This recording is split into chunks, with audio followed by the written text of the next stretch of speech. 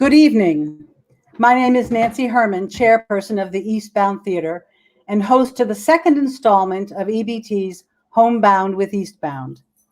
Speaking on behalf of all of us at Eastbound Theater, it is our great pleasure to once again be part of the Milford Arts Council's ongoing endeavor to keep theater and all of the arts alive and well during the current coronavirus pandemic. The MAC's energy and vision are inspiring. And even though we are still, sadly, unable to gather safely, we are finding new ways to come together and to continue our work as performing artists. Thank you so much for joining us this evening and for your continued support for the arts in Milford. Tonight's performance is an adaptation for radio of a screenplay written by John Huston, which was itself an adaptation from a novel. The name of that novel was The Maltese Falcon by Dashiell Hammett. So once again, I thank you for being with us this evening, and I know you will enjoy this creative rendition of the radio version of The Maltese Falcon.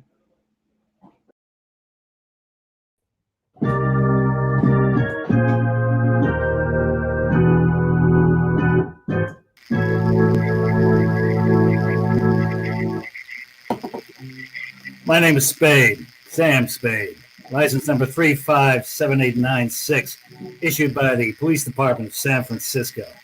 Occupation, private detective, sometimes called a private eye. My files in the case of the Maltese Falcon are closed, but I've got the Maltese Falcon. Got it and some dough. My partner got murdered, and a very slick chick went up for life. I'll tell you all about it. This slick dame comes to see me one day. She gives me a song and dance about her sister and a guy called Floyd Thursby. She wants us to get her sister back before her mother and father get in from Hawaii. I put my partner, Miles Archer, on the case. That night, he gets murdered, and so does this guy Thursby.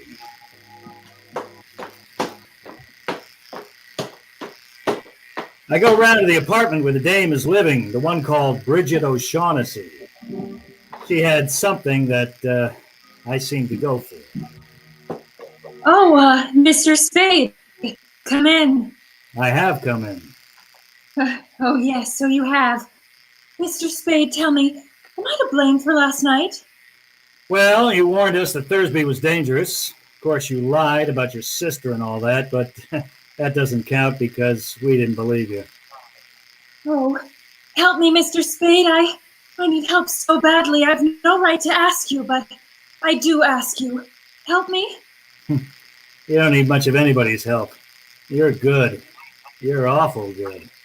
It's chiefly your eyes, I think, and the throb you get in your voice when you say things like, "Help me, Mr. Spade." I deserve that. But oh, the lie was in the way I said it and not at all in what I said. Well, if I'm going to help you, I've got to have some sort of line on this Floyd Thursby. I met him in the Orient. We came here from Hong Kong last week. Did he kill Archer? Yes, certainly. You picked a nice sort of playmate. Only that sort could have helped me if he had been loyal. How bad a hole are you actually in? As bad as could be.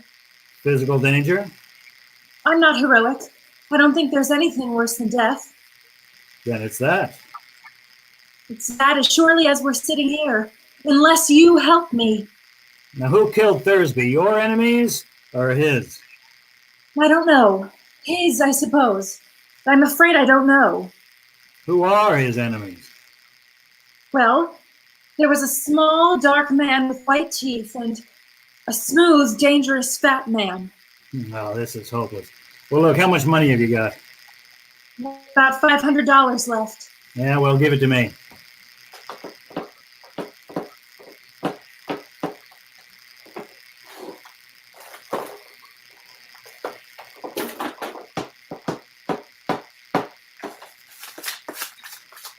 There's only 400 here. I had to keep some to live on. Okay. I'll be back as soon as I can. You needn't come to the door with me. I can let myself out.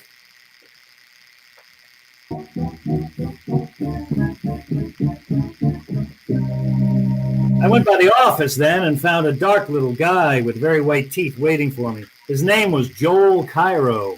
I think he was Greek.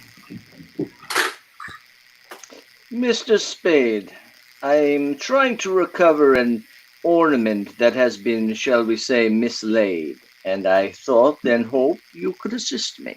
Uh-huh. The ornament is a statuette, the black figure of a bird. I am prepared to pay the sum of $5,000 for its recovery, no questions asked. 5,000's a lot of money. It's a very interesting figure. You will put your hands together back of your neck, Mr. Spade? Huh? Oh, sure. I shall shoot you if you try to stop me, Mr. Spade, but I must search your office. Well, you won't find anything but a pair of worn-out rubbers, a half pint of rum, and a pack of chewing gum. We shall see. Please, stand up. So. Sure. This way? No, the other way. Sure.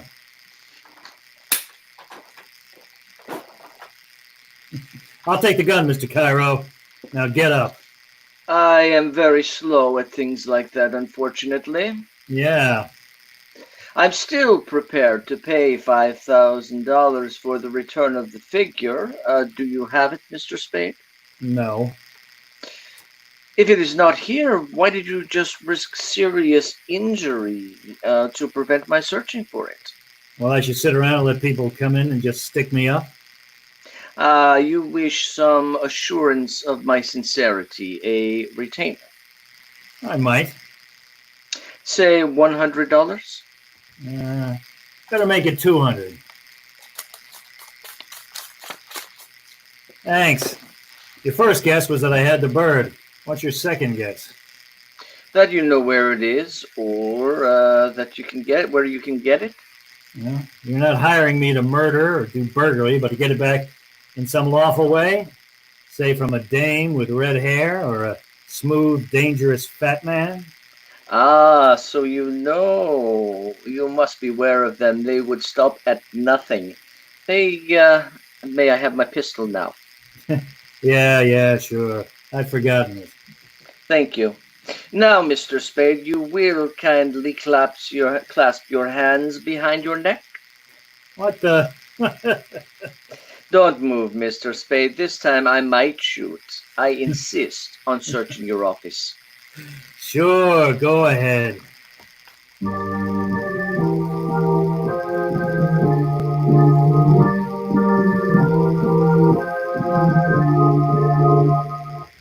Well, I finally got rid of the Greek and started back for Bridget O'Shaughnessy's apartment. Matter of fact, I had a hunch that the Greek was going to be there himself and started to tail his cab when a sad-faced guy poked something into my back and said, "The fat man wants to see you." Here he is, Mr. Gutman, the guy who was talking to the dame and the Greek. Ah, Mr. Spade. Mr. Gutman. We begin well, sir. I distrust a man who talks too much. I like to talk. Of course, talking's something you can't do judiciously unless you keep in practice. Yeah. Now, sir, we'll talk if you like, and I'll tell you right out that I'm a man who likes talking to a man who likes to talk. Swell. What will we talk about? The blackbird? Well, you're the man for me, sir. No beating about the bush. Right to the point. Let us talk about the blackbird by all means. Mr. Spade, have you any conception of how much money can be got for that blackbird? No. Well, sir, if I told you half, you'd call me a liar. No, not even if I thought so. But you just tell me what it is, and I'll figure out the profits. You mean you don't know what that bird is? Well, I know what it's supposed to look like, and I know the value in human life you people put on it. So Shaughnessy didn't tell you what it is? And Cairo didn't either? Well, he offered me 10,000 for it. Oh, 10,000. And dollars, mind you, not even pounds. They must know what it is. Or do they? What is your impression? I can't tell. They're both lying. If they don't know, I'm the only one in the whole wide, sweet world who does. Swell. When you tell me, there'll be two of us. Mathematically correct, sir. But I don't know for certain that I'm going to tell you. Oh, don't be foolish. You know what it is, and I know where it is. That's why I'm here. Well, sir, where is it? Don't be silly. You see, I must tell you what I know, but you will not tell me what you know. That's hardly equitable, sir. No. No, I don't think we could do business along those lines. Yeah, well, think again, and think fast. I can get along without you. And keep that gunsel away from me while you're making up your mind, or I'll kill him.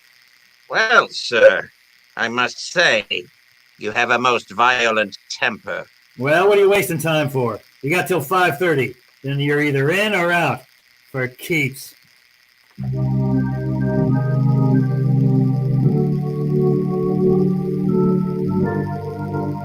Three characters and a blackbird.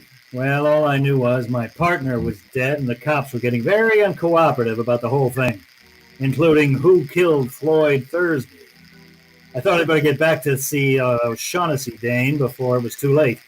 And sure enough, it almost was. They came here and took him away. Took who away? Who? The police, they wanted to talk to you too. They took Mr. Cairo with them. What was he doing here?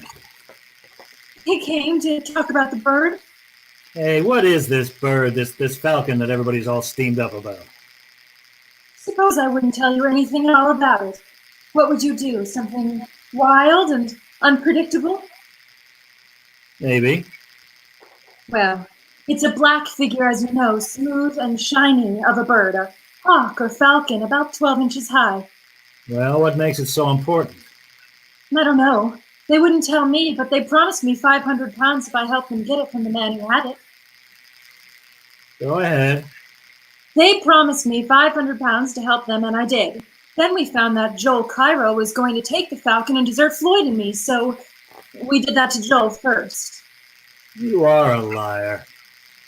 I am a liar. I've always been a liar. Well, don't brag about it. Is there any truth at all in that yarn? Some. Not very much. Well, we've got plenty of time. I'll put on some coffee and we'll try again. Oh, I'm so tired. So tired of lying and thinking up lies and not knowing what is a lie and what is the truth. Oh, darling, don't stare at me like that. Come closer, darling. It is something to do while we're waiting. Why not? Kiss me, Sam Spade. Kiss me. Why not? Happens every time. I'll get it. Be careful, darling.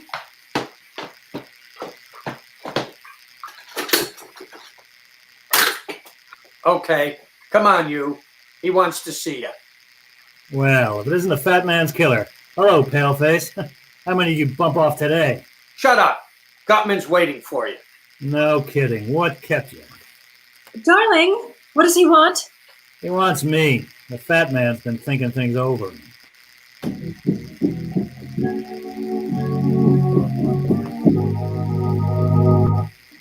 Well, Mr. Spade, I must apologize for sending for you in this fashion. Never mind.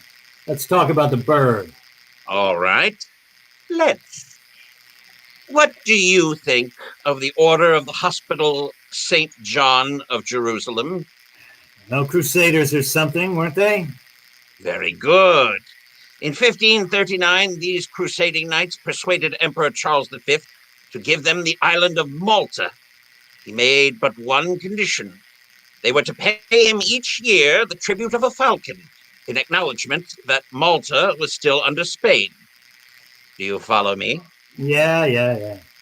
Have you any conception of the extreme, immeasurable wealth of the order of that time? Well, I imagine they were pretty well faced. They were rolling in wealth, sir.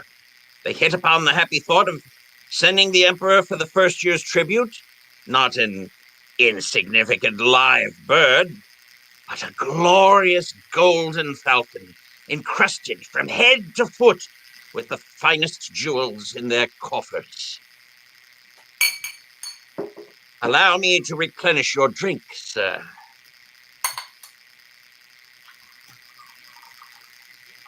Well, what do you think of these knights? I don't know. Well, sir, the glorious falcon never reached Spain. Buccaneers raided the galleon. In 1713, the bird showed up in Sicily. In 1840, in Paris. And it had by that time acquired a coat of black enamel, looking like nothing but a fairly interesting black statue. In 1923, a Greek dealer found it in an obscure Paris shop. He knew what it was. I heard about it in London and rushed over to buy it. But the Greek was murdered and the falcon gone.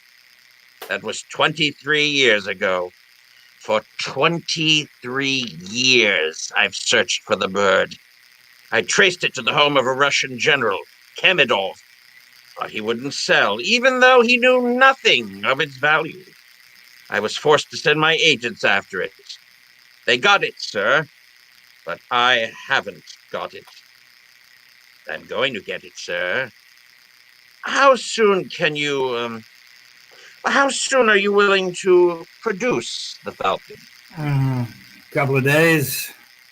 That is satisfactory. Well, sir, here's a fair bargain and profits large enough for both of us. Yeah, what's your idea of a fair bargain? Shall I say 100,000? Why not? Well, what do you say to $250,000? So then you think the dingus is worth $1 million, huh? Why not? Yeah, why not? Say, I feel kind of funny, Gutman. That drink. Oh, my dear man, how could you suggest anything so crude?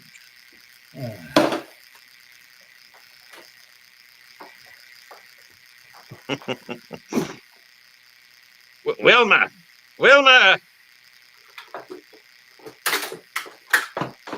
Yeah?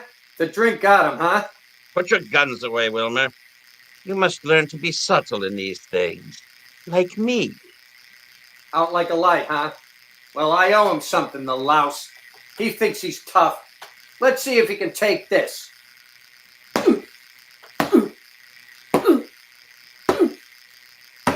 That's enough, Wilmer.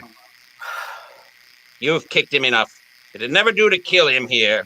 Besides, Wilmer, you know how I hate the sight of blood.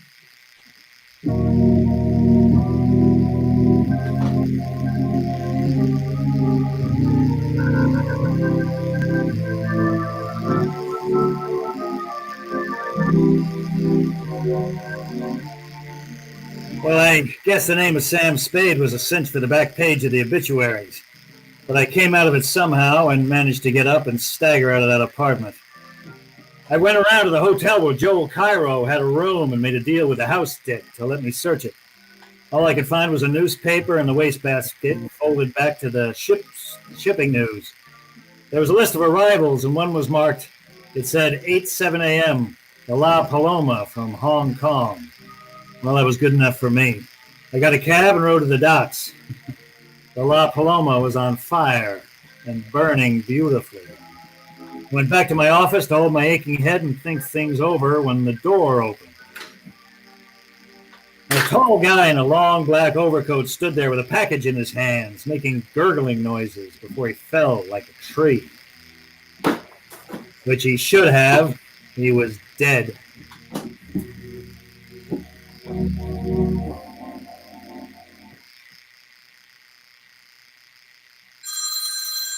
I took a good look at him. He was a mate off the La Paloma. I unwrapped his package, and there it was. The Blackbird. The Maltese Falcon. I grabbed the phone and listened. It was Bridget O'Shaughnessy, and she said she was in trouble. I found her shivering in a dark corner of an office building, and I took her and the Falcon up to my apartment.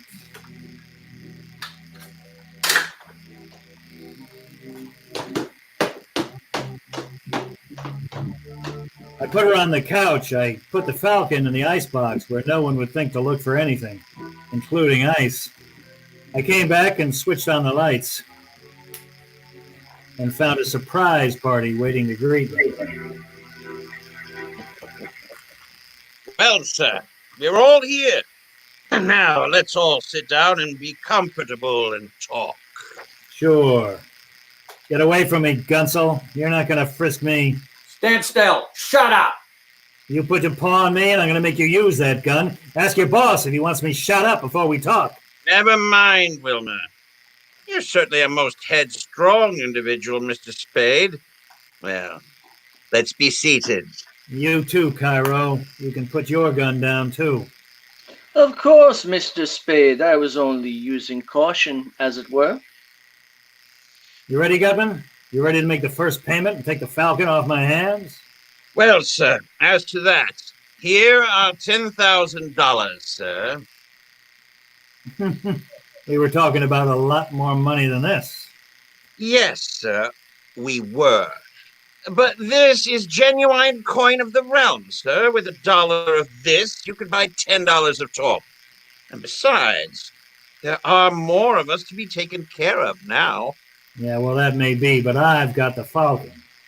I should not think it would be necessary to remind you, Mr. Spade, that though you may have the Falcon, yet we certainly have you. Yes, I'm trying to not let that worry me. All right, we'll come to the money later.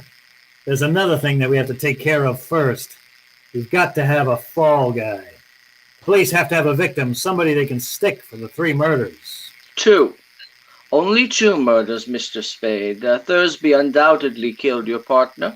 All right, 2. What difference does it make?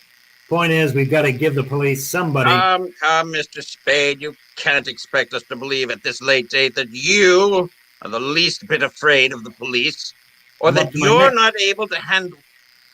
I'm up to my neck, Gutman. I've got to come through with somebody, a victim. When the time comes, if I don't, I'll be it. Let's give him the gunsel. He actually did shoot Thursby and the other one, didn't he? Anyway, he's made for the part. Let's turn him over to the cops. Get up on your feet. I've taken all the writing from you I'm going to take. Get up. Shoot it out. Now, Wilmer, don't shoot. There, Gunsel. That'll take good care of you. Put him on the sofa.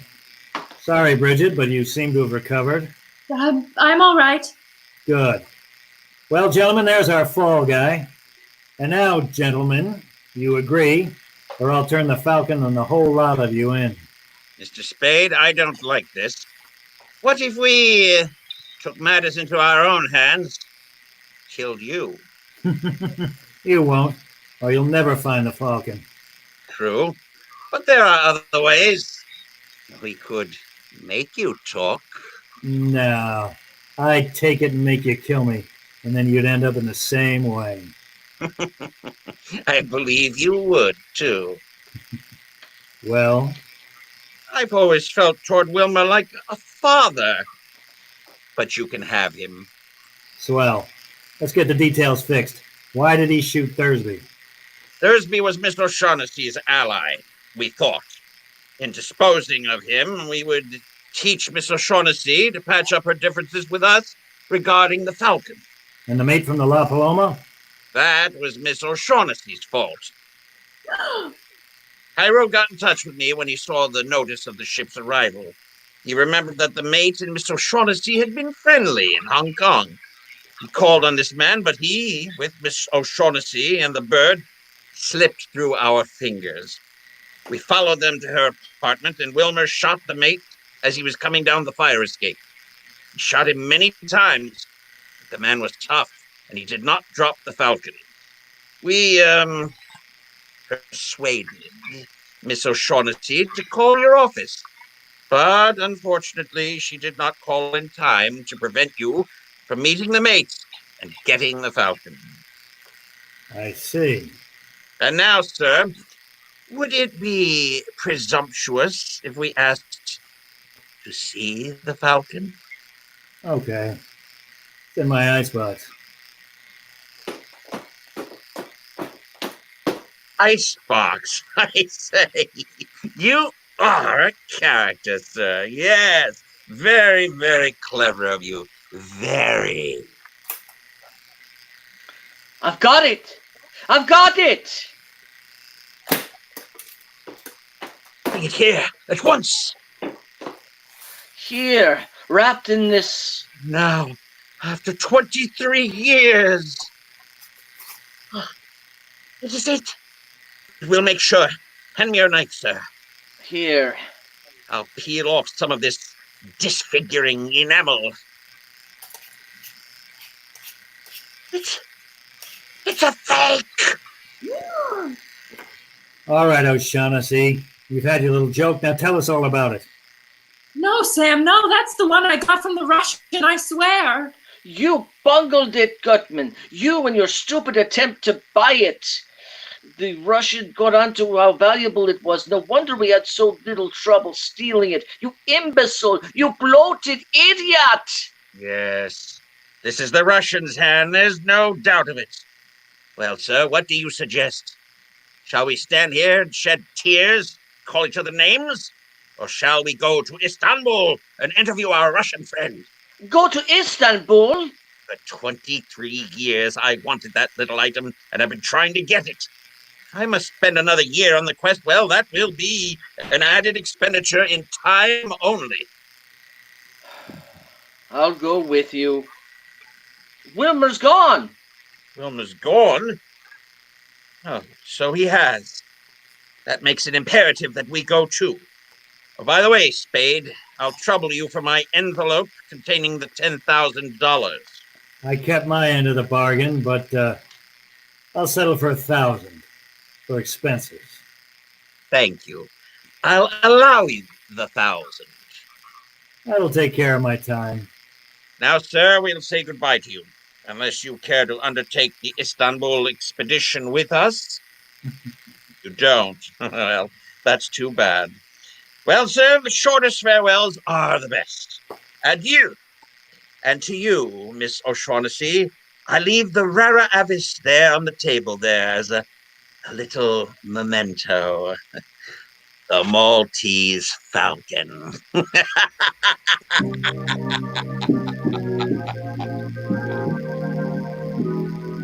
All right, O'Shaughnessy, talk. Where shall I begin? You came to me and asked me to have Thursby followed. I put my partner on it. He followed Thursby. He was killed. You must have told Thursby that he was being followed. I told him, yes, but please believe me, Sam, I wouldn't have told him if I thought Floyd Thursby would kill your partner. Miles hadn't many brains, but he'd had too many years' experience as a detective to be caught like this by a man who was shadowing up a blind alley with his gun tucked away in his hip and his overcoat buttoned. But he'd have gone up there with you, Angel. He was just dumb enough for that. And then you could have stood as close to him in the dark as you liked and put a bullet through him. Don't talk like that to me, Sam. You know I didn't know that. Stop it. Why did you shoot him? I didn't mean to at first. I can't look at you and tell you this, Sam. You thought Thursby would tackle him. If he got Thursby, then you were rid of him. If Thursby won, you had something on him, enough to be rid of him for good. Wasn't that it? Something like that. But when Thursby backed down, you took the gun and did the job yourself. Oh, Sam, sweetheart, from the very first instant I saw you, I knew. You angel. Well, if you get a good break, you might get out of San Quentin in 20 years, and then you can come back to me. I hope they don't hang you, precious, by that sweet neck. You know deep down in your heart that, in spite of anything I've done, I love you. I don't care who loves who. I'm not going to play the sap for you. I won't walk in Thursby's shoes, and I don't know how many others. You killed my partner, and you're going over for it. Why must you do this to me, Sam? Surely your partner wasn't as much to you as I... Listen to me. This won't do any good. You'll never understand me, but I'll try once, and then I'll give up. Listen, when a man's partner is killed, he's supposed to do something about it. As it happens, we're in the detective business.